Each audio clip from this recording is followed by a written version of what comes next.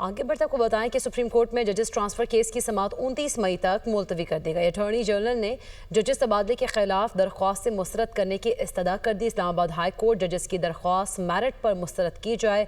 Attorney general के दलाइल मुकम्मल। आइंदा समाअत पर मुनीर मलिक जवाब दलाइल का आगाज़ करेंगे। अटॉर्नी जनरल ने दलाइल देते हुए कहा, इस्लामाबाद हाई कोर्ट में ट्रांसफरिंग जजेस की नई तकर्री नहीं हुई। जजेस ट्रांसफर पर आएँ तो नए हल्फ की ज़रूरत नहीं। सुप्रीम कोर्ट करार दे चुकी है, सीनियरिटी तकर्री के दिन से शुरू होगी।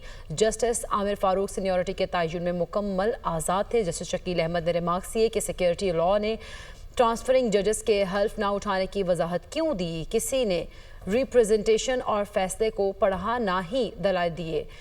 और जस्टिस मोहम्मद अली मजहर ने रिमार्क्स देते हुए कहा कि जजेस की रिप्रेजेंटेशन और फैसले पर दरख्वास्त गुजार वकला ने दलाइल में जिक्र तक नहीं किया। आइनी बेंच ने जुडिशल कमीशन जलासिस के मिनट्स ऑफ मीटिंग तलब कर लिए। जस्टिस नईम अख्तर अफगान ने कहा, 17 जनवरी और 10 फरवरी के जुडिशल कमीशन इजलास के मिनट्स ऑफ मीटिंग दिए जाएंगे।